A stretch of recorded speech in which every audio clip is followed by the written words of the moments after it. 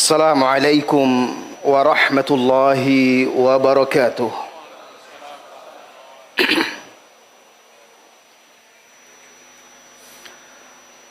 Alhamdulillah alladzi rafa'a man arada bihi khaira bil ilmi wal iman. أشهد أن لا إله إلا الله وحده لا شريك له في ألوهيته وربوبيته وما له من الأسماء الحسنى وصفاته العلى وأشهد أن محمدا عبده ورسوله خلاصة الخلق وأكمل البريات.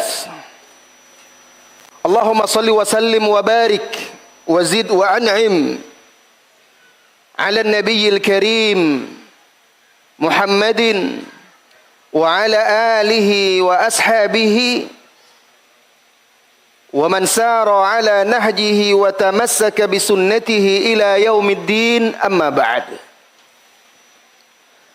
Saudara-saudari kaum muslimin dan muslimat rahimani Allah wa iyyakum. Pertama, maafkan atas keterlambatan. Karena tadi saya salah alamat, salah masjid. Jadi bukan disengaja. Jadi saya mohon maaf. Jam 5 saya sudah siap. Tapi karena nama masjid sama, mungkin di Google Map juga ratingnya yang satu lagi lebih tinggi. Ketika saya klik, munculnya ke sana. Kebetulan qadarullah dekat dengan tempat menginap. Akhirnya saya dari jam 5 ngopi lama di tepi pantai itu. Santai-santai saya sambil nunggu maghrib. Dekat masjidnya. Udah ngopi aja tadi. Dekat maghrib, saya pergi ke masjid tersebut. Tidak ada satupun yang saya kenal. Azan iqamah, lah ini mana ini? Panitia yang tadi pagi sarapan sama saya nggak ada satupun. Oh mungkin belum datang, biar saya tunggu saja. Selesai sholat, saya duduk. Lah, tidak ada satupun. Saya tengok satu, tidak ada yang saya kenal. Yang tuanya, yang mudanya. Mungkin ini salah ini. Akhirnya saya WA tadi panitia. Antum di mana? Sudah di masjid Ustadz. Lah saya juga udah di masjid ini. Di Masjid Al-Hakim Ustadz. Saya juga di Masjid Al-Hakim. Ternyata saya yang salah. Jadi mohon maaf ya jamaah semuanya, kaum muslimin dan muslimat. Karena memang Google Maps saya dari Pekanbaru, tidak kenal Padang ya, jadi biasa nyasar dia. Baik jamaah semuanya, kaum muslimin dan muslimat rahimani Allah wa iyyakum. Allah Subhanahu wa taala telah meninggikan derajat orang-orang yang beriman dan berilmu secara khusus. Ini Allah tegaskan di dalam Al-Qur'an di surat Al-Mujadalah ayat 11. Yarfa'illahu alladhina amanu minkum walladhina utul ilma darajat wallahu bima ta'maluna khabir. Artinya Allah mengangkat, meninggikan orang-orang yang beriman di antara kalian dan yang diberi ilmu. Pertama disebutkan orang yang beriman secara umum. Orang yang beriman itu derajatnya ditinggikan oleh Allah Subhanahu wa taala. Lalu Allah khususkan orang-orang yang berilmu disebutkan. Orang yang berilmu termasuk orang yang beriman, tapi dia punya tambahan. Karena ada orang yang beriman tapi dia tidak berilmu. Maka kata Allah, Allah tinggikan, Allah angkat derajat orang-orang yang beriman di antara kalian dan orang yang diberi ilmu, darajat. Beberapa derajat lebih tinggi dari yang lainnya. Allah juga berfirman Di dalam Al-Quran, di surat Az-Zumar, ayat 9. Qul hal yastawi, tidak mengetahui orang-orang yang berilmu dengan orang-orang yang tidak memiliki ilmu. Ini pertanyaan untuk pengingkaran. Itu tidak sama. Pasti tidak sama. Orang yang berilmu kedudukannya lebih tinggi jauh. Innama yatadzakkaru ulul albab. Yang bisa paham ini, yang sadar ini, perbedaan antara orang yang berilmu dengan orang yang tidak berilmu itu hanya orang-orang yang memiliki akal. Jamaah, dua ayat ini sebenarnya cukup untuk menunjukkan tingginya derajat ilmu, ahli ilmu dan penuntut ilmu secara mutlak. Jadi ilmu agama, ilmu yang mengajarkan, mengenalkan kita kepada Allah, kepada agama ini, kepada Nabi kita yang mulia, agama yang ilmu yang paling mulia secara itlak, secara mutlak. Ilmu dunia diminta, dianjurkan. Apalagi yang bermanfaat untuk umat Islam. Tetapi ilmu agama dialah yang paling tinggi dan paling mulia. Kaum muslimin dan muslimat yang semoga senantiasa dirahmati dan diberkahi oleh Allah Subhanahu wa taala. Allah juga jadikan tanda kebaikan pada seseorang itu paham agama. Di hadis muttafaqun alaihi, Rasulullah sallallahu alaihi wasallam bersabda, "Man yuridillahu bihi khaira yufaqihu fid din." Barang siapa yang Allah inginkan kebaikan untuknya, Allah jadikan dia paham ad-din, agama. Asy-Syaikh As-Sa'di rahimahullahu taala mengatakan dalam syarahannya terhadap hadis ini, kata beliau, "Wa man lam yurid bihi khairan a'rada an talabil ilmi wassima'ihi fakana minal halikin al jahilin." Maka bisa dipahami dari hadis ini, kata beliau, barang siapa yang Allah tidak inginkan kebaikan untuknya, Allah palingkan dia dari menuntut ilmu dan dari mendengarkan ilmu, sehingga dia termasuk orang-orang yang binasa dan jahil. Alhamdulillah, kalau kita masih punya semangat, keinginan untuk menuntut ilmu, untuk mendengarkan ilmu, mudah-mudahan itu menjadi tanda-tanda kebaikan. Kalau kita punya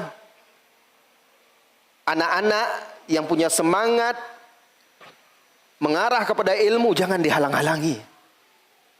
Support, dukung dia, mudahkan dia untuk menuntut ilmu agama, karena itu tanda kebaikan. Itu tanda kebaikan, apalagi di zaman sekarang ini.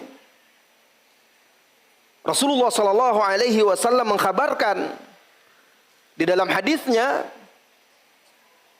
yang sahih, ada muttafaqun alaihi, ada riwayat Imam Muslim,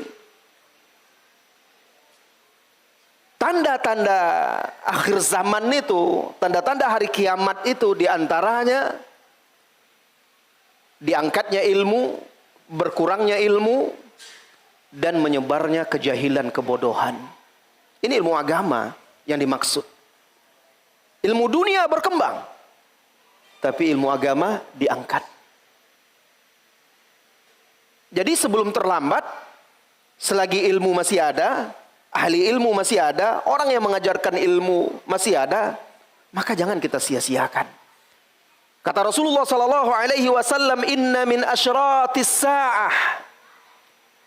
Sesungguhnya di antara tanda-tanda hari kiamat, an yurfa'al ilma wa yathbutal jahlu wa yushrabal khamru wa yadhharu az-zina, muttafaqun alaihi. Sesungguhnya di antara tanda-tanda hari kiamat diangkat ilmu dan tersebar kejahilan. Minuman keras khamar diminum dan zina pun muncul. Hadis ini sangat menakutkan kita apabila kita lihat kondisi di zaman sekarang. Kenapa? Karena ulama semakin banyak wafat, diangkat oleh Allah Subhanahu wa taala. Ahli-ahli ilmu. Di antara tanda-tanda diangkatnya ilmu itu adalah dengan diwafatkannya ahli ilmu, para ulama. Sehingga berkurang tempat kita untuk belajar, tempat bertanya, tempat merujuk. Allah katakan fas'alu ahla dzikri in kuntum la ta'lamun, suruh bertanya kepada mereka ahli ilmu. Ketika ahli ilmu sudah mulai berkurang, kejahilan merebak di mana-mana. Ketika kejahilan merebak di mana-mana, muncul generasi-generasi yang jauh dari agama. Jahil, tidak paham. Akhirnya khamar, ummul khaba'ith, yang merupakan induk dari kekejian, keburukan, menjadi minuman yang diminum oleh manusia. Dan setelah itu zina pun akan muncul. Itu dia realita kehidupan, na'udzubillah. Rasulullah sallallahu alaihi wasallam juga bersabda di dalam hadis yang diriwayatkan oleh Al-Imam Al-Bukhari, kalau tadi muttafaqun alaihi. Kata beliau, inna baina yaday sa'ah, sesungguhnya sebelum terjadinya hari kiamat, la ayyaman yanzilu fihal jahlu, ada hari-hari turun padanya kejahilan, wa yurfa'u fihal ilmu, dan diangkat padanya ilmu, wa yakthuru fihal haraju, dan akan banyak terjadi al-haraj. Al-haraj kata para ulama al-qatlu, pembunuhan.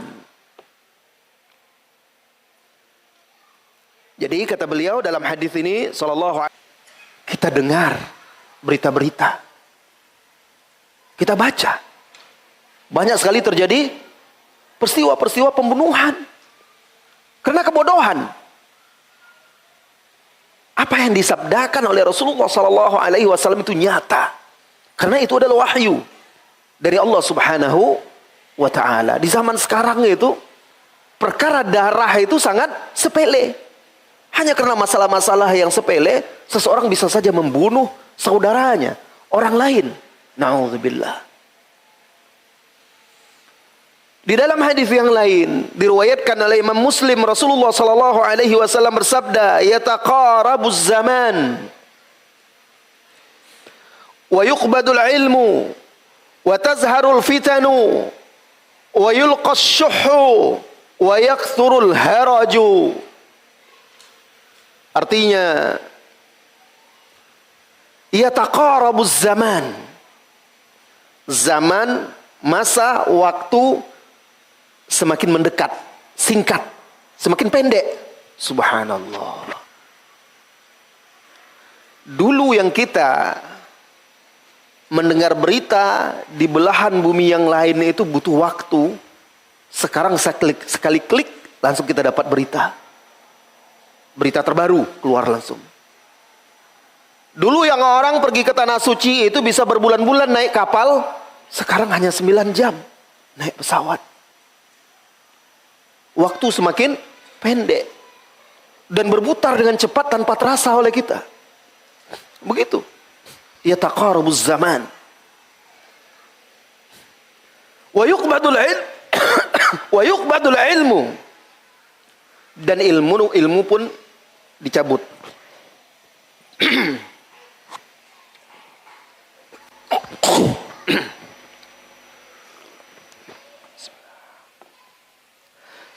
Wa tazharul fitanu, setelah ilmu dicabut muncullah fitnah-fitnah. Inilah dia fitnah-fitnah yang seperti kegelapan malam, kata Nabi sallallahu alaihi wasallam. Fitnah-fitnah yang membuat sebagian orang pagi harinya beriman, petang harinya kafir. Petang harinya dia beriman, pagi harinya kafir. Menjual sebagian agamanya untuk kenikmatan, sedikit kenikmatan dunia. Fitnah yang sangat gelap. Kaqita'il lailil muslim, kata Nabi SAW. Wa yakthurul haraju, dan banyak terjadi kekacauan, pembunuhan. Ini kenapa? Diangkatnya ilmu dan menyebarnya kejahilan. Hadis ini diriwayatkan oleh Imam Muslim. Kaum muslimin, kaum muslimat yang semoga senantiasa dirahmati dan diberkahi oleh Allah Subhanahu wa taala. Hadis ini harusnya menjadi cambuk bagi setiap kita yang sudah paham betapa pentingnya ilmu agama untuk terus bersemangat menuntut ilmu, menghadiri majlis-majlis ilmu, mendengarkan ayat-ayat Al-Quran, mempelajarinya, mendengarkan hadis-hadis Rasulullah SAW, mempelajarinya. Karena jalan selamat itu adalah ilmu. Di dalam sebuah hadis ini diriwayatkan oleh Imam Ahmad, diriwayatkan juga oleh Abu Daud, At-Tirmizi, dan lain-lainnya. Sebagian ulama mengkritisi sanad hadis ini, tetapi karena banyaknya syawahid, penguat-penguat dan mutaba'at, sehingga hadis ini dipakai oleh banyak ahlul ilmi. Termasuk Syekh Al-Albani menyatakan bagian dari hadis ini adalah sahih. Jadi datanglah seorang sahabat dari kota Madinah ke negeri Syam, menempuh perjalanan yang sangat jauh, menemui sahabat Abu Darda. Bayangkan perjalanannya. Kalau sekarang naik bus dari Mekah ke Syam itu sekitar mungkin 24 jam lah, sekitar itulah. Kalau dahulu, kalau sekarang kan jalanannya ke jalan tol, mulus, bagus. Kalau dahulu harus melewati lembah, mendaki bukit-bukit batu, dengan mara bahaya di jalan, hewan-hewan buas seperti serigala, singa. Itu ditempuh oleh seorang sahabat ini untuk menemui Abu Darda. Datanglah dia menemui Abu Darda. Ditanya oleh Abu Darda, apa yang membuatmu datang kemari? Maka sahabat ini, pria ini berkata kepada Abu Darda, aku mendengar balaghani haditsun an Rasulillah sallallahu alaihi wasallam wa annaka tuhaddithuhu an Rasulillah sallallahu alaihi wasallam. Aku mendengar sebuah hadis, telah sampai kepadaku sebuah hadis dari Rasulullah sallallahu alaihi wasallam, dan engkau orang yang langsung mendengarnya dari Rasulullah sallallahu alaihi wasallam. Aku ingin mendengarnya darimu langsung. Subhanallah. Untuk satu hadis, biayanya berapa itu? Waktunya, letih lelahnya. Subhanallah. Ditanya oleh Abu Darda kepada dia, "Ama ji'ta litijarah?" Apakah engkau datang bukan karena berdagang? Karena biasanya orang ke Syam itu berdagang, orang Arab. Makanya ada kan di surat Al-Quraisy itu diceritakan perniagaan mereka itu di musim panas dan musim dingin. Salah satunya ke negeri Syam dulu. Nabi SAW waktu muda kemana berdagang? Ke Syam. Sahabat-sahabat juga dari Madinah banyak yang berniaga ke negeri Syam. Memang tempat orang berniaga. Maka ditanya, apakah kamu datang ke sini bukan untuk berdagang? Dia jawab, tidak. Ditanya lagi, atau karena ada hajat tertentu? Tidak, aku hanya datang untuk mendengarkan hadis ini. Melihat kesungguhan dia, melihat semangat dia untuk mencapai tujuannya itu, maka Abu Darda sampaikanlah satu hadis kepada Rasulullah, hadis dari Rasulullah sallallahu alaihi wasallam yang memberi kabar gembira untuk para penuntut ilmu. Lalu Abu Darda berkata, qala Rasulullah sallallahu alaihi wasallam, man salaka tariqan yatlubu fihi ilman salakallahu bihi tariqan min turuqil jannah. Rasulullah sallallahu alaihi wasallam bersabda, barang siapa yang menempuh jalan yatlubu fihi ilman, untuk menuntut ilmu di jalannya itu,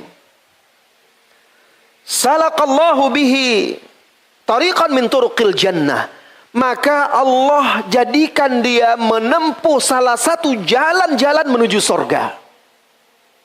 Jadi yang jalan yang dia tempuh untuk menuntut ilmu itu Allah jadikan jalan menuju surga. Abu Darda sampaikan hadis ini untuk memberi dia kabar gembira bahwa dia datang ke sini untuk mendengar hadis itu menuntut ilmu. Ini dia kabar gembira untuk dia. Lalu dia lanjutkan, lalu Rasulullah sallallahu alaihi wasallam melanjutkan, wa innal malaikata la tad'u ajnihataha li talibil ilmi ridwan bima yasna. Dan sesungguhnya malaikat tad'u itu meletakkan sayap-sayapnya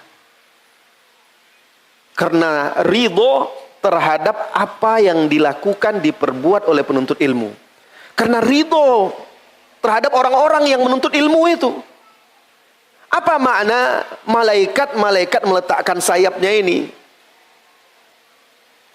Sebagian ulama menjelaskan maknanya, malaikat meletakkan sayapnya di jalan yang ditempuh oleh penuntut ilmu itu, sehingga penuntut ilmu itu berjalan di atas sayap-sayap malaikat. Sebagian ulama lagi menafsirkan bahwa malaikat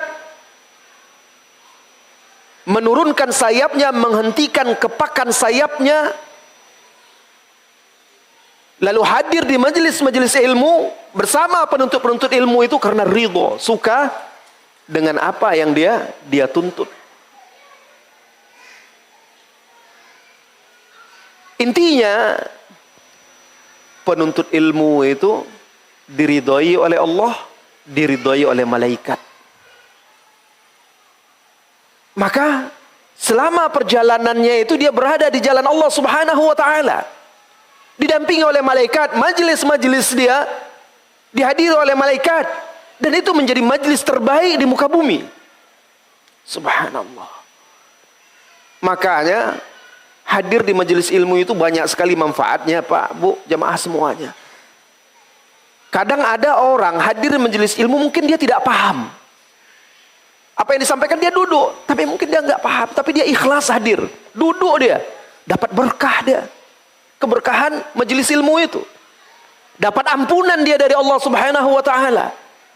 Allah lembutkan hatinya, Allah lapangkan urusannya, Allah hapuskan dosa-dosanya. Karena dari sekian banyak orang yang hadir di majelis ilmu, belum tentu semuanya itu paham, tapi dia tetap dapat keutamaan tadi. Keutamaan apa? Diberkahi oleh Allah, diridhoi oleh Allah, diampuni dosa-dosanya. Kemudian Rasulullah sallallahu alaihi wasallam melanjutkan, wa innal alima la yastaghfiru lahu man fis samawati wa man fil ard wal haitanu fi jawfil ma. Dan sesungguhnya seorang alim, orang yang berilmu. Ustaz, ini kan disebutkan orang alim. Saya ini cuma orang awam yang hadir di majelis ilmu, apa dapat juga keutamaan ini? Orang yang berilmu itu bertingkat-tingkat. Hadis ini mencakup penuntut ilmu dan ahli ilmu, karena dalam lafaz lain juga disebutkan bahwa makhluk-makhluk itu di langit dan di bumi itu meminta, beristighfar, memohon ampunan untuk orang yang mengajarkan ilmu dan mempelajari ilmu.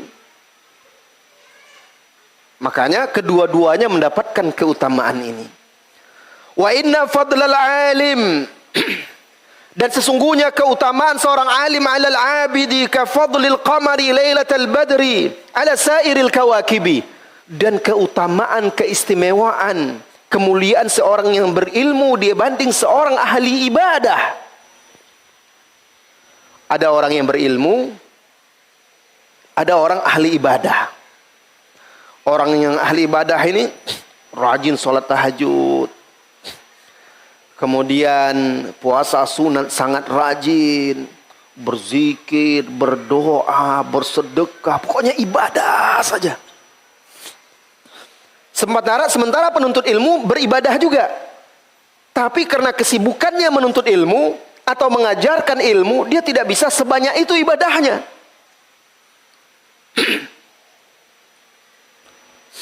Kadang dia harus tidur sampai larut malam untuk meneliti, membahas, menelaah.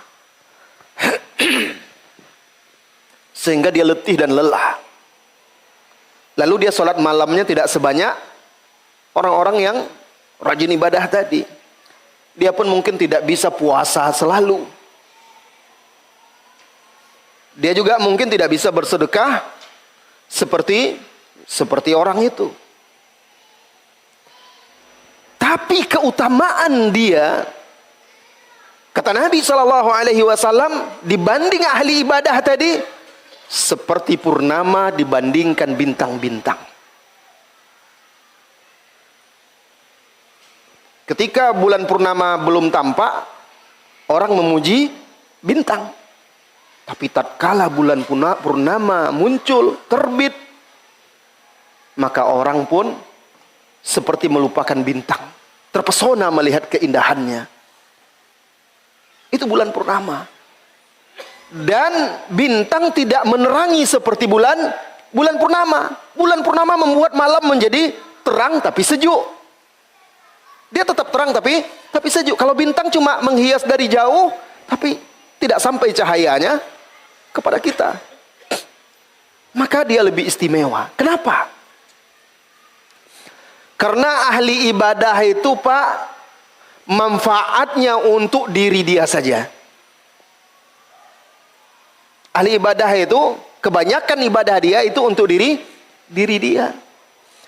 Orang yang belajar ilmu agama, orang yang mengajarkan ilmu agama, manfaatnya untuk khalayak, untuk diri dia dan untuk khalayak ramai.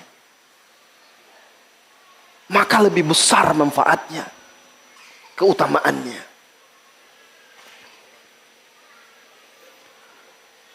Kemudian ahli ilmu lebih kokoh, lebih terjaga dari godaan-godaan fitnah, terpaan fitnah syaitan dibanding ahli ibadah. Dan itu banyak dalil-dalilnya yang menunjukkan hal tersebut. Sehingga mereka akan lebih kokoh, lebih terjaga. Orang yang berilmu terjaga dari kesesatan, dari penyimpangan-penyimpangan. Seorang yang jahil walaupun dia rajin ibadah, maka juga rentan terhadap kesalahan-kesalahan. Coba ambil pelajaran dari kisah pembunuh 99 jiwa. Di sana nampak perbedaan ahli ilmu dengan ahli ibadah. Sebagaimana dikisahkan di dalam Sahih Bukhari, dan singkatnya, kita ambil singkatnya, poinnya saja. Di dalam hadis itu diceritakan ada seorang yang seorang penjahat, bandit, pembunuh berdarah dingin, dia telah membunuh 99 orang. Bayangkan. Ini bandit kelas kakap ini. 99 orang dibunuhnya. Tapi Allah beri dia hidayah. Karena Allah memberi hidayah kepada siapa yang dikehendakinya. Ada orang-orang yang amalannya itu di mata manusia amalan penghuni neraka.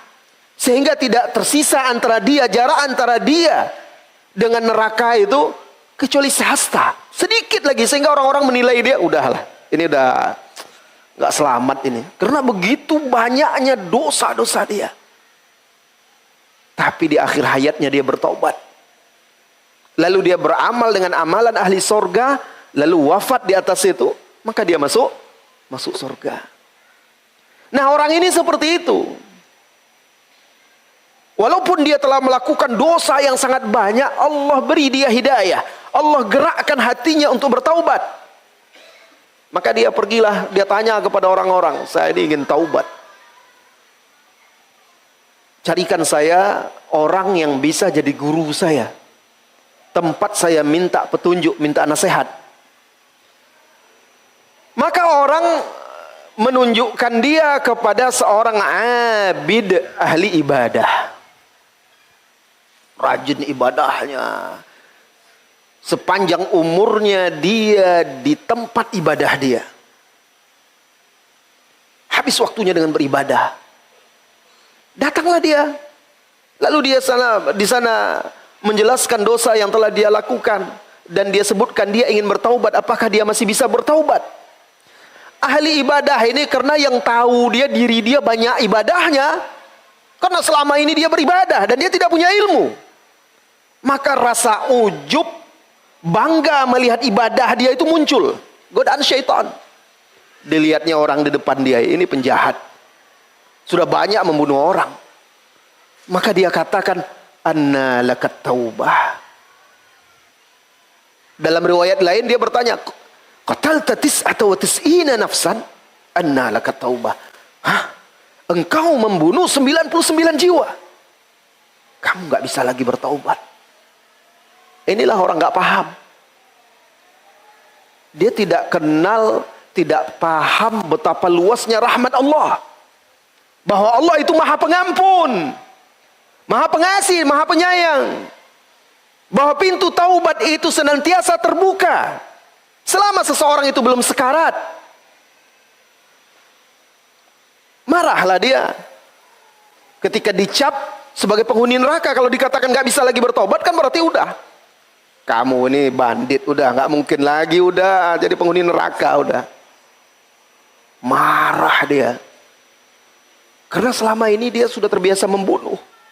Karena marah dia sudahlah, langsung dia bunuh lagi 100 orang. Bayangkan dosanya. Tapi dia menyesal lagi. Allah ingin menunjuki dia, Allah ingin merahmati dia. Kalau Allah sudah menunjuki seseorang itu nggak ada lagi yang bisa menyesatkannya. Sebagaimana juga kalau Allah sudah sesatkan seseorang, tidak akan ada lagi yang bisa membimbing dia. Akhirnya dia menyesal, sudah membunuh sampai 100 orang. Dia tanya lagi kepada orang-orang, tunjukkan aku seorang yang berilmu, alim. Karena tadi dia dapatnya bukan alim ternyata.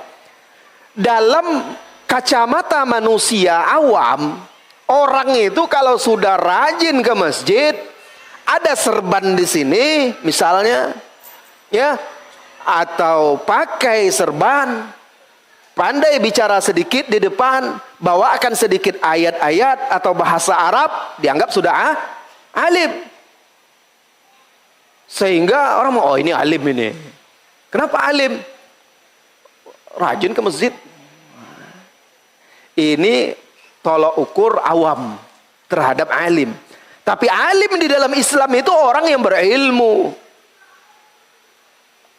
Pergilah dia kepada seorang alim, duduk bersimpuh di hadapannya, dia ceritakan dosa yang telah dia lakukan dan dia tunjukkan penyesalannya. Lalu dia berkata, saya telah membunuh 100 orang. Apakah masih bisa saya bertaubat? Apa jawaban orang yang mengenal Allah? Yang punya ilmu? Apa kata dia? Siapa yang bisa menghalangimu dari taubat? Gak ada. Manilladzi hajaba bainaka wa baina taubah? Siapa yang akan bisa menghalangimu dari taubat? Tidak ada. Taubatlah. Lalu dia beri nasihat-nasihat bimbingan. Kalau kamu ingin taubat, begini. Tinggalkan kampung halamanmu, karena di kampung halamanmu banyak dosa, banyak maksiat, ardusu, kampung negeri yang buruk. Pergi ke negeri fulan, hijrah. Di sana banyak orang-orang soleh, ibadati Allah bersama mereka. Begitu orang berilmu. Betul-betul dia membimbing, dia beri petunjuk, dia ajarkan. Akhirnya orang ini pun berangkat, di tengah jalan ringkasnya dia wafat dan diampuni oleh Allah Subhanahu wa taala. Orang-orang yang bodoh menyebabkan dirinya celaka atau bahkan bisa menyesatkan orang lain.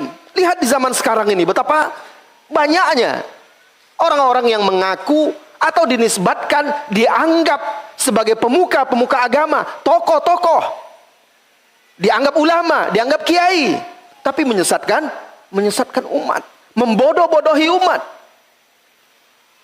Inilah dia.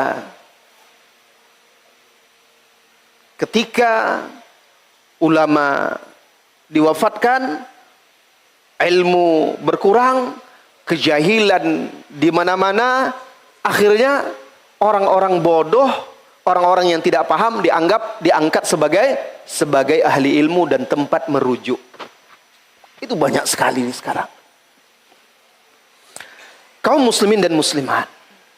Jadi lihat betapa mulianya ahli ilmu. Ini harusnya menjadi motivasi kita untuk apa? Mengikuti jejak-jejak mereka. Kemudian Rasulullah sallallahu alaihi wasallam melanjutkan, wa innal ulama warathatul anbiya wa innal anbiya lam yuwarrithu dinaran wala dirhama wa innama warrathul ilma faman akhadahu faqad akhadha bihadzin wafir.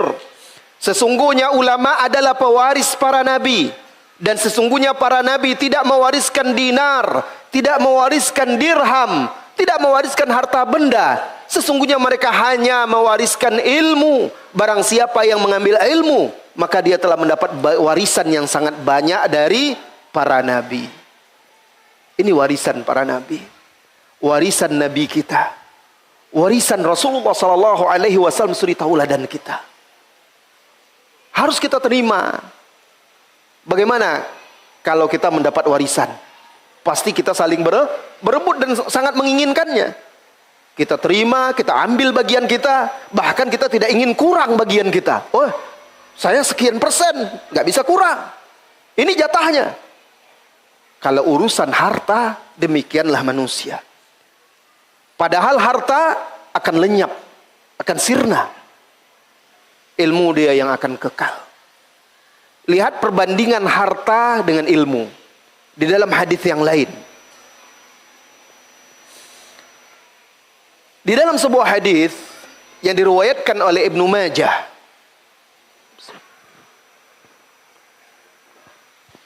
Rasulullah sallallahu alaihi wasallam di situ ceritakan, dunia ini adalah untuk 4 orang. Innamad dunya li arba'ah. Dunia ini untuk 4 orang. Nanti kita akan lihat ternyata yang menjadi pembeda di antara semuanya itu adalah ilmu. Yang pertama kata Rasulullah sallallahu alaihi wasallam, rajulun. Jadi dunia ini diberikan kepada 4 orang. Yang pertama rajulun, seseorang atahullahu malan wa ilman. Allah beri dia harta dan ilmu. Allah beri dia kemudahan harta. Urusan dunia dia, pekerjaan dia, bisnis dia lancar. Rezeki dia berlimpah, kaya. Juga Allah beri dia ilmu pemahaman agama. Maka dia keluarkan hak-hak harta tersebut, dia keluarkan hak Allah. Dia bersedekah, berinfak di jalan Allah Subhanahu wa taala. Dia gunakan untuk yang bermanfaat. Kenapa? Karena ilmunya tadi. Lalu kata Nabi sallallahu alaihi wasallam, orang ini fahuwa fi a'la manazil atau fi a'la manzilah. Dia berada di kedudukan yang paling tinggi karena harta dan ilmu. Kemudian yang kedua, kata Rasulullah sallallahu alaihi wasallam di dalam hadis itu, seseorang rajulun atahullahu ilman walam yu'tihi malan. Seseorang yang diberi ilmu tapi tidak diberi harta. Allah limpahkan ilmu kepada dia, tapi harta dia kurang, tidak seperti yang pertama tadi. Faqala fi nafsih, maka dia berkata pada dirinya, "Lau kana li mithla fulan," kalau aku punya harta seperti orang tadi, orang itu, orang yang pertama tadi, aku juga akan berinfak di jalan Allah. Aku akan keluarkan hak-hak fakir miskin. Aku akan infakkan di jalan Allah. Aku akan tegakkan agama. Pokoknya dia niatkan untuk seperti yang pertama juga, untuk kebaikan. Apa kata Nabi sallallahu alaihi wasallam? Fahuma fil ajri sawa. Orang yang pertama tadi yang punya harta dan ilmu, dan orang ini yang tidak punya harta tapi punya ilmu, fil ajri sawa, pahalanya sama. Dia nggak bisa bersedekah, tapi karena ada ilmu itu dia punya niat yang baik, maka dia dapat pahala. Yang ketiga kata Nabi sallallahu alaihi wasallam, wa rajulun atahu Allahu malan wa lam yu'tihi ilma. Orang yang diberi harta tapi tidak diberi ilmu, maka dia tidak keluarkan di situ hak-hak Allah. Tidak dia bayarkan zakat, dia tidak bersedekah, dia tidak sambung silaturahim dengannya, dia tidak gunakan untuk di jalan Allah, untuk kebaikan-kebaikan, malah dia gunakan untuk perbuatan-perbuatan yang menjauhkan dia dari Allah. Orang ini kata Nabi SAW di tempat yang paling rendah. Yang keempat, orang yang tidak diberi harta, tidak diberi ilmu, bodoh, tidak paham agama, tidak mengenal Allah, sudahlah miskin, susah pula, sudahlah susah hidupnya, bodoh pula lagi. Dan dia kalau berangan-angan punya harta apa? Qala fi nafsi. Dia berkata pada dirinya, kalau saya punya harta seperti si fulan, orang yang ketiga tadi, yang menggunakan hartanya untuk maksiat, saya juga seperti dia. Saya akan beli ini, beli itu, saya akan foya-foya, saya akan jalan ke sana kemari, pokoknya untuk syahwat dia. Maka kata Nabi SAW, walaupun dia tidak melakukan perbuatan seperti fulan itu, tapi karena ada kesungguhan dia tadi, keinginan dia itu, fahuma fil wizri sawa, mereka sama dosanya. Perhatikan, orang yang pertama yang kedudukannya paling tinggi, orang yang kedua yang pahalanya sama. Apa yang membedakan, yang membuat yang pertama itu kedudukannya tinggi? Ilmu. Kalau dia punya harta, tidak punya ilmu, maka dia jadi kedudukan nomor 3 tadi. Harta itu akan digunakannya untuk perkara-perkara dosa, maksiat, foya-foya, dan yang menjauhkan dia dari agama Allah Subhanahu wa taala. Bahkan melalaikan dia dari tanggung jawab dia. Tapi karena dia paham, berilmu itu, maka dunia itu bermanfaat untuk dia. Inilah dia perbedaan ilmu dan dunia, harta dunia. Orang kaya banyak, Pak, Bu. Kalau ingin harta dunia itu mudah. Tapi kaya, berilmu agama, paham agama, yang menggiring dia untuk bertakwa kepada Allah, itu yang paling bahagia. Intinya ilmu agama tadi. Kaum muslimin dan muslimat yang semoga senantiasa dirahmati dan diberkahi oleh Allah Subhanahu wa taala.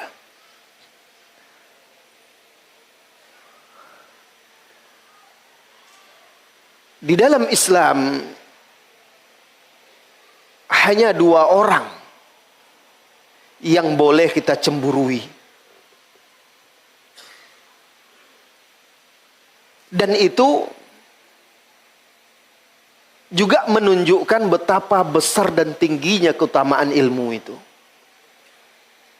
Selain 2 orang ini tidak boleh kita cemburu dan tidak boleh kita ingin seperti dia. Apa kata Nabi SAW dalam hadis yang diriwayatkan oleh sahabat Abdullah bin Mas'ud radhiyallahu anhu, la hasada illa fitnataini.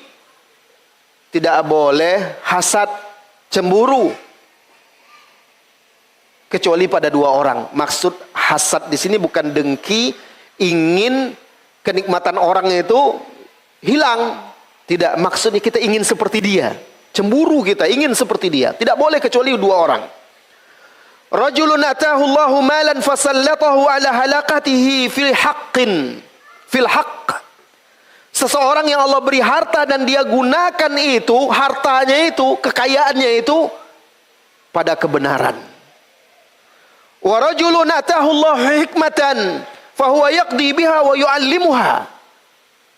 Seseorang yang kedua, seseorang yang Allah beri ilmu, lalu dia mengajarkannya, lalu dia menjadi hakim dan memutuskan di antara manusia dengan ilmunya itu. Wa yu'allimuha, dan dia mengajarkannya. 2 orang inilah yang kita boleh cemburu dan ingin seperti mereka. Yang pertama, orang kaya berilmu, oleh karena itu dia gunakan untuk di jalan yang hak. Yang kedua, orang yang berilmu mengajarkan ilmunya. Kaum muslimin dan muslimat yang semoga senantiasa dirahmati dan diberkahi oleh Allah Subhanahu wa taala. Terakhir, sebelum kita tanya jawab, karena saya tadi terlambat jadi kita nggak bisa terlalu panjang ya, mohon maaf. Di akhir zaman ini, dan kita termasuk di akhir zaman, walaupun kita tidak tahu sampai mana batasnya, tetapi tanda-tanda akhir zaman itu sudah bermunculan. Maka majelis-majelis ilmu, majelis-majelis zikir, halaqah-halaqah ilmu yang diadakan di masjid-masjid atau di mana-mana tempat yang di sana diajarkan Al-Quran, diajarkan hadis-hadis Rasulullah Sallallahu Alaihi Wasallam, diajarkan aqidah, diajarkan fikih, diajarkan akhlak yang baik, diajarkan ilmu-ilmu syar'i, adalah benteng-benteng umat Islam yang menjaga mereka dari penyimpangan-penyimpangan, dari perpecahan, dari kesesatan, dari kerusakan-kerusakan. Bahkan anak-anak, bahkan anak-anak, generasi-generasi Islam, majelis-majelis ilmu, halaqah-halaqah ilmu lah yang akan menjaga mereka di akhir zaman ini. Para orang tua yang punya ghirah, para pemuda-pemuda yang punya semangat keislaman, semangat apabila tidak diiringi dengan menuntut ilmu yang benar, maka semangat itu akan dimanfaatkan oleh fitnah-fitnah untuk menggiring semangat tersebut kepada jalan-jalan yang menjauhkan dari jalan Allah Subhanahu wa taala. Lihat dahulu, setelah wafatnya Rasulullah sallallahu alaihi wasallam, ada sekelompok orang yang begitu bersemangat untuk ilmu, bersemangat untuk agama, punya ghirah, kecemburuan untuk agama, untuk menegakkan kebenaran, untuk mencegah kebatilan dan kemungkaran. Tapi mereka tinggalkan sahabat-sahabat Nabi, dalam tanda kutip para ulama, karena di zaman itu sahabat Nabi lah para ulama. Mereka tinggalkan. Mereka berpegang dengan semangat mereka. Ketika itu masih ada sahabat Ali bin Abi Thalib, masih ada sahabat-sahabat ulama-ulama seperti Ibnu Abbas, ada Ibnu Umar, ada sahabat-sahabat yang lainnya, masih ada istri Nabi Aisyah radhiyallahu anha yang juga ulama. Masih banyak. Mereka tinggalkan. Akhirnya apa yang terjadi? Akhirnya mereka menyimpang jauh dari jalan yang lurus, bahkan mereka berbalik memerangi para sahabat. Kenapa? Karena semangat keislaman, kecemburuan yang tidak diiringi dengan menuntut ilmu kepada ahlinya, inilah yang menyebabkan mereka terperangkap dalam fitnah-fitnah tersebut. Maka tuntutlah ilmu, hadiri majelis ilmu, mumpung masih ada ahli-ahlinya, orang-orang yang mengajarkannya, masih ada orang-orang yang bisa kita percaya keilmuannya berasal dari sumber-sumber yang bisa dipertanggungjawabkan. Manfaatkan itu. Ramaikan majelis-majelis ilmu, semarakkan dia. Harus dilawan, bermujahadah. Dan ingat, jihad itu ada dua. Jihad dengan pedang, jihad dengan ilmu, dengan bayan. Dan jihad dengan ilmu itu lebih dikedepankan sebelum jihad dengan pedang. Bukankah Rasulullah SAW 12 tahun di Mekah dan terus sepanjang hayatnya di Madinah sampai akhir hayatnya terus mengajarkan ilmu, tidak pernah putus. Itu jihadnya. Bahkan di dalam Al-Quran juga Allah perintahkan di surat At-Taubah, di akhir-akhir surat Taubah itu, ketika sebagian kaum muslim pergi berjihad, harus ada sekelompok orang yang memang fokus untuk menuntut ilmu. Agar apa? Agar nanti kalau pulang para mujahid dan mujahidin itu, karena para mujahidin sibuk berperang, tentu dia kurang menuntut ilmu. Agar ketika mereka pulang, maka para penuntut ilmu ini mengajarkan kepada mereka ilmu, memberi peringatan kepada mereka. Kalau sekarang kan sebagian orang mengatakan di zaman-zaman sekarang itu kalau mau berfatwa minta ilmu kepada mereka yang di medan perang. Ini terbalik dengan ayat ini. Ya. Di sini pentingnya ulama, pentingnya menuntut ilmu karena mereka yang akan menjaga Islam itu. Mereka yang membentenginya. Bahkan berperang melawan syubhat, memerangi orang-orang munafikin, itu tidak bisa dengan senjata.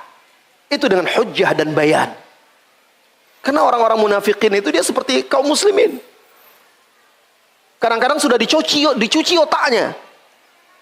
Dia seperti kaum muslimin juga. Salat seperti kaum muslimin, berbicara seperti kaum muslimin. Tetapi syubhat-syubhat dia menyesatkan. Nah, ini hanya bisa diperangi dengan ilmu. Saudara-saudari kaum muslimin dan muslimat, itu dia secara singkat keutamaan ilmu, urgensinya, dan kedudukan ahli ilmu serta orang-orang yang menuntut ilmu. Waktu yang tersisa kita gunakan untuk bertanya jawab. Silahkan. Pertanyaan boleh ditanya langsung, boleh ditulis dan diajukan ke depan. Allahu a'lam bishawab.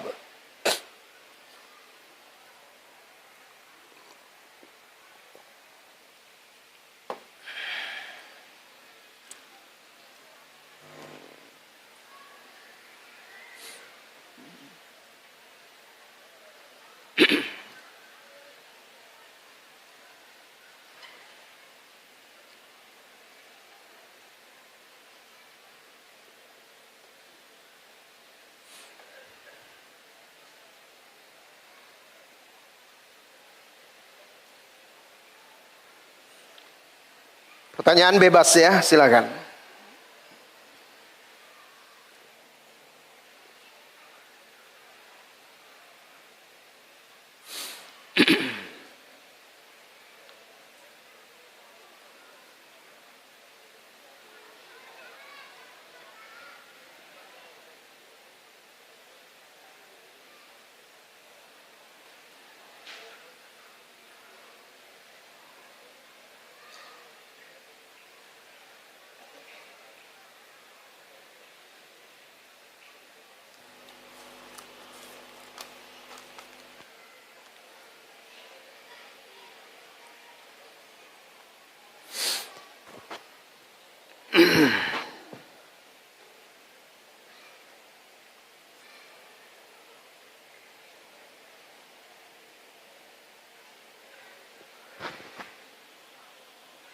Bismillah. Semoga Ustadz dan para kaum muslimin semua diberikan selalu hidayah dan dalam lindungan Allah Subhanahu wa taala. Amin.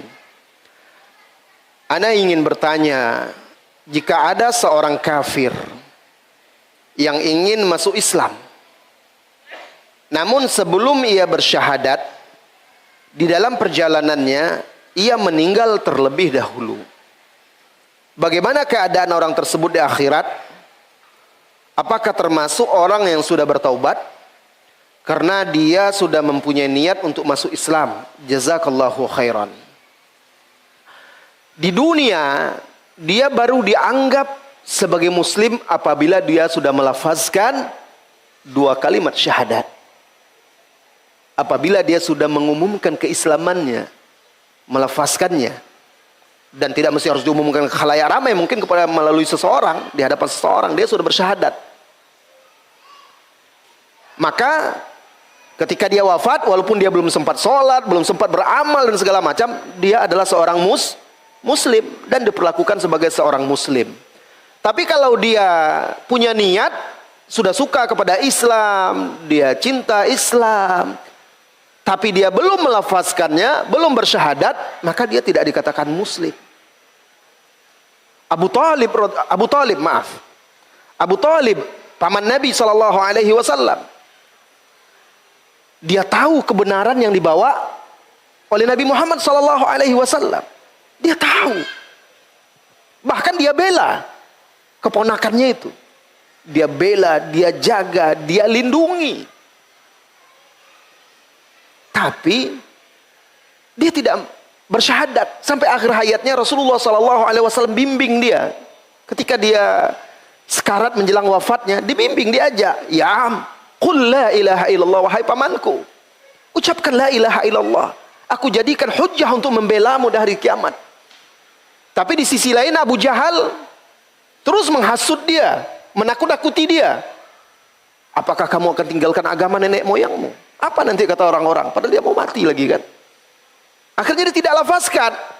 Kenapa? Karena hasutan-hasutan Abu Jahal tadi tidak berguna. Heraklius sudah punya niat. Kaisar Romawi. Itu diceritakan dalam Sahih Bukhari. Ketika dia berdialog dengan Abu Sufyan, yang waktu itu Abu Sufyan belum Islam kan. Dia, Heraklius ini, kaisar ini waktu itu sedang berada di Syam. Karena dahulu Syam di bawah kekuasaan mereka. Datang dia ke sana. Lalu dia dengar ada nabi dari bangsa Arab yang sudah muncul. Dia seorang ahli ilmu, ahli agama, paham dia. Karena kalau raja itu tidak bodoh ya. Kalau bodoh nggak bisa jadi raja. Dia perintahkanlah orang-orang dia untuk mencari orang Arab yang berkhitan. Karena yang berkhitan itu orang-orang Arab waktu itu. Dengan orang-orang Yahudi. Dapatlah mereka pedagang-pedagang di sana, yaitu Abu Sufyan, salah seorang tokoh Quraisy yang juga punya hubungan dengan Rasulullah SAW, ada hubungan kekerabatan di nasabnya. Lalu terjadi dialog, dia tanya tentang Nabi Muhammad satu persatu, dia tanya. Setelah dia dengar,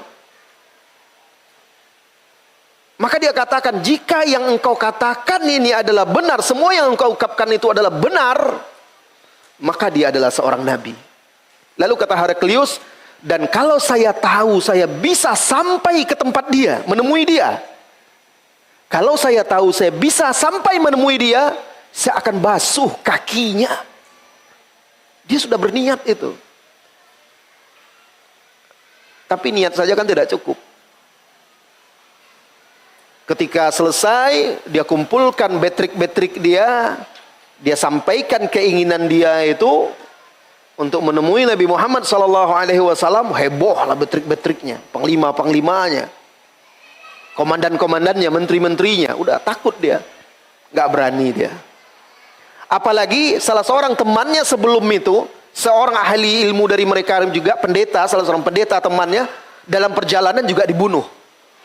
Perjalanan menuju kota Madinah. Sehingga dia tidak mau. Maka dia tetap mati dalam kekafiran dia. Padahal dia tahu, dia katakan, kalau saya tahu saya bisa sampai bertemu dengan dia, saya akan basuh kaki Muhammad itu. Jadi, karena orang ini belum bersyahadat, baru berniat saja, di dunia itu dia tidak dihukumi sebagai seorang muslim. Di akhirat itu urusan Allah, ya kita nggak tahu, itu urusan Allah. Kita serahkan kepada Allah Subhanahu wa taala.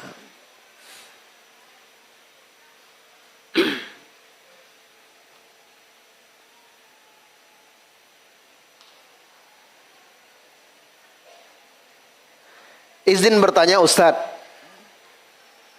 jika kita mengikuti kelas online secara rutin dan sistematis yang berbenturan dengan kajian offline, maka manakah yang diprioritaskan? Jazakumullahu khairan wa fika barakallah wa barakallahu fik, begitu. Ya, antum pilih saja mana yang maslahatnya lebih besar untuk antum. Ya, majelis ilmu yang di masjid antum hadir langsung punya keutamaan. Majelis ilmu yang offline ada juga manfaatnya. Semuanya punya manfaat. Antum pilih mana yang terasa besar manfaatnya untuk antum. Ya. Insya Allah majelis-majelis, kelas-kelas online yang mengajarkan agama dari ustadz-ustadz kita itu bermanfaat semuanya. Tetapi kalau ditanya mana besar keutamaannya, tidak mungkin sama dengan majelis yang ada di masjid. Itu banyak sekali keutamaan-keutamaannya, hadis-hadis yang mengatakannya. Belum lagi secara adab, etika, dan ta'zim terhadap ilmu itu, pengagungan terhadap ilmu itu akan lebih terasa di majelis-majelis. Dan keberkahan-keberkahan itu yang dimaksud turun itu ya di majelis ilmu yang kita hadiri. Tapi tetap itu bermanfaat. Jadi antum jangan ditabrak-tabrakan, pilih saja mana yang rasanya lebih bermanfaat dan berguna untuk antum. Ahsanallahu ilaikum ya ustadzi. Masya Allah, Masya Allah. Saya baru selesai S1 Syariah. Barakallahu fiqh. Dan ingin melanjutkan S2 Fikih di Minnesota. Lau samahtum ya ustadzi. Mohon ceritakan pengalaman Ustadz S2 di Minnesota, muqarrarnya, tugas-tugasnya, jadwal kuliah dan lain-lain. Allah yubarik fikum, jazakallahu khairan. Kuliah online itu motivasinya kembali kepada diri kita. Tidak gampang. Ya. Kenapa tidak gampang? Karena antum online kadang antum baring di tempat tidur. Nah, ya. Capek, letih, lelah. Kadang online antum tidak berbaju, dengarkan aja. Akhirnya manfaatnya terasa kadang-kadang kurang. Dulu waktu saya online, saya termasuk awal-awal dulu mungkin anak-anak Indonesia yang kuliah di situ waktu itu. Semester pertama yang S2 itu, saya coba, saya nggak sanggup. Nggak sanggup karena waktunya dan juga terasa kurang ada manfaatnya pada diri saya. Karena terasa penghormatan terhadap ilmu itu kurang. Ya itu tadi, kita hidupkan, dengar kadang di rumah kita sibuk dengan kegiatan yang lain. Absen, ya. Akhirnya belajar pas mau ujian aja. Akhirnya setelah 1 semester saya, ini untuk yang bertanya tadi ya, mudah-mudahan antum bisa dapat faedah juga. Dan motivasi jadi berkurang karena itu. Akhirnya saya minta keringanan kuliah mandiri. Saya ajukan.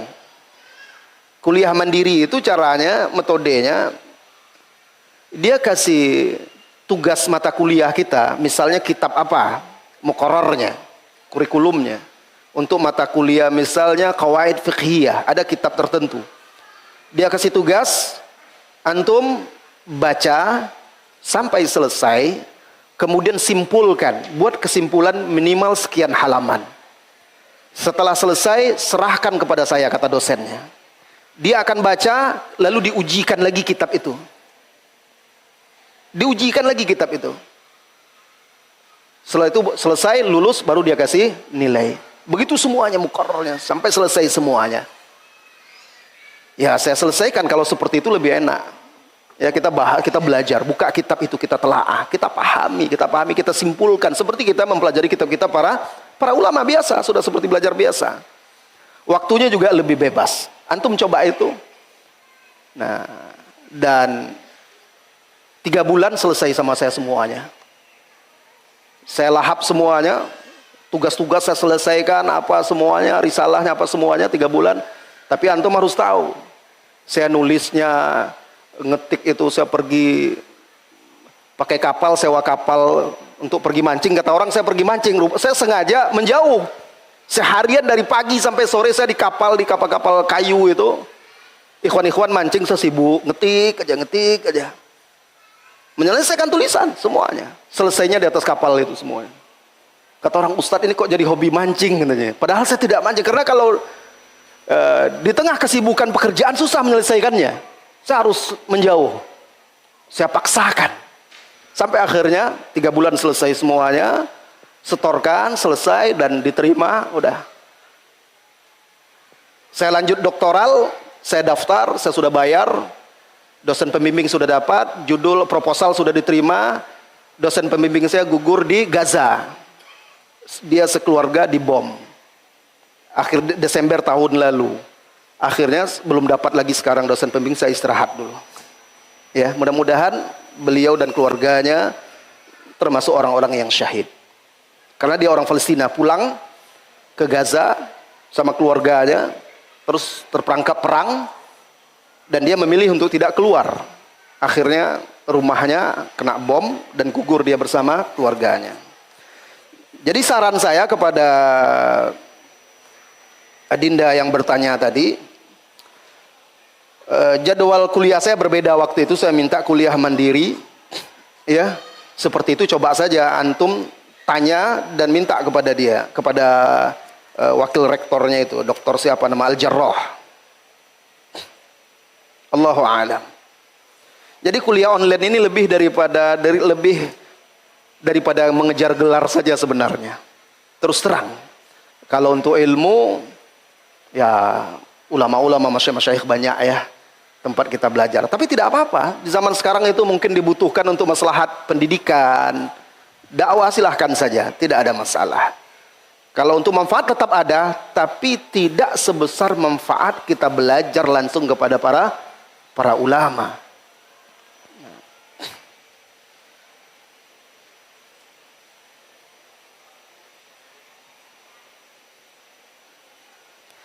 Assalamualaikum Ustaz, izin bertanya, boleh tahu Ustaz Al-Quran surat Al-Mujadalah ayat 11, apa makna berlapang-lapanglah dalam majlis, apa makna meninggikan orang yang diberi ilmu pengetahuan beberapa derajat? Jazakumullahu khairan.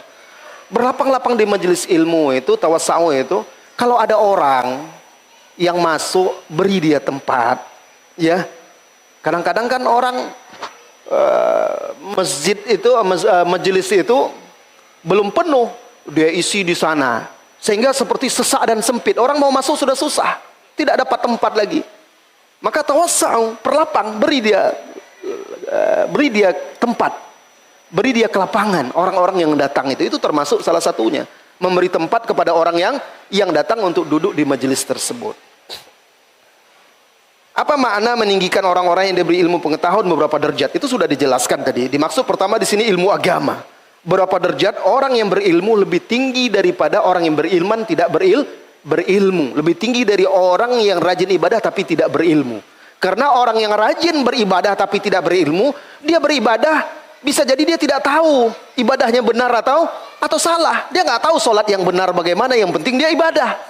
Dia nggak tahu bagaimana bersuci yang benar, yang penting dia wudhu, yang penting dia bersuci. Akhirnya apa? Akhirnya keliru. Tapi orang yang berilmu, dia beribadah di atas basirah, di atas keyakinan, dia yakin. Berwudu, dia sudah pelajari cara berwudu seperti melihat Rasulullah berwudu.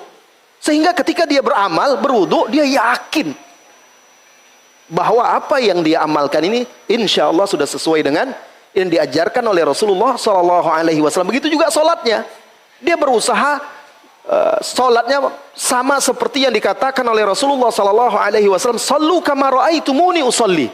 Sholatlah kamu sebagaimana kamu melihat aku sholat. Nggak mungkin kita bisa mewujudkan hadis ini tanpa belajar. Jadi beda. Makanya orang yang berilmu itu kedudukannya lebih tinggi, baik di dunia maupun Di akhirat. Pasti orang yang berilmu di dunia akan ditinggikan kedudukannya, apalagi di akhirat. Ustaz, bagaimana hukum pihak sekolah, pihak koperasi sekolah meminta fee uang hasil penjualan seragam, ini terbalik dia, segaram ditulisnya. Seragam sekolah, syukran Ustaz, jazakallahu khairan. Gimana maksudnya ini? Minta fee uang hasil penjualan seragam, maksudnya gimana?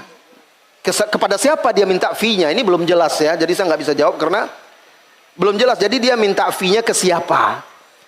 Misalnya anak saya masuk ke suatu sekolah, saya bayar uang seragam di situ, misal 1.500.000 misalnya uang seragam. Dari 1.500.000 itu sekolah buatkan, ternyata ada keuntungan yang dikembalikan ke sekolah, rupanya untuk seragam cukup 1 juta saja misalnya. Ya. Nah, kalau seperti itu apakah boleh? Yang jelas, sekolah ketika menulis uang seragam, waktu itu kan dia tidak menentukan, dia menjual seragam itu ke kita. Dia kan jual. Ya, dia bukan minta fee, tapi dia jual untuk anak kita. Ya, kalau orang jual ya dia menaruh harganya, terserah dia buat nanti. Mau dia jual 1 juta, 1.200.000, segala macam. Nah, yang Anda maksud fee itu dari siapa? Dia dapat gitu. Ataukah yang Anda maksud ini personalnya? Misalnya, saya bekerja di sebuah lembaga, institusi pendidikan. Saya dapat tugas untuk mencari tukang jahit, menjahitkan seragam anak-anak. Lalu saya carilah tukang jahit. Tukang jahitnya bilang, ke saya aja. Nanti antum saya kasih fee. Setiap seragam antum dapat misalnya 100.000. Lalu dibuat notanya berbeda. Nah, ini yang tidak boleh, notanya tidak sesuai dengan yang diminta sekolah. Ya, yang seharusnya notanya 1.100.000, 1 juta saja dibuat sesuai 1.100.000, dia dapat fee 100 itu. Nah, ini kan dia tidak boleh. Dia sudah memakai harta hak pondok tersebut tanpa seizin dari sekolah atau pondok tersebut. Jadi kadang-kadang seperti itu. Di dunia pendidikan itu kan banyak penawaran-penawaran. Datang nanti penerbitkan kepada guru tertentu. Pakailah buku kami, nanti sepeda motor 1. Nah, kalau berhasil tembus. Nah, ini kan sogok jadinya, riswah, bukan fee itu ya. Itu riswah. Kadang seperti itu. Pokoknya nanti Ustadz dapat potongan lah, dapat keuntungan dari situ. Kan kadang-kadang seperti itu, berebut-rebut mereka masuk. Kadang kan kepala sekolah didatangi. Ya, didatangi, berebut mereka, ditawarkan begini, kalau bisa tembus nanti punya kami yang dipakai, pokoknya sekian nanti. Ini begini. Nah, ini nggak boleh, itu riswah jadinya. Allahu a'lam bissawab. Ada lagi pertanyaan? Silahkan.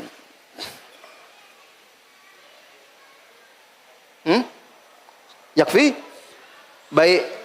Bapak Ibu jamaah semuanya, sudah pukul 9:15 ya. Sekali lagi saya mohon maaf atas keterlambatan tadi, yang seharusnya jamaah punya hak untuk dapatkan lebih.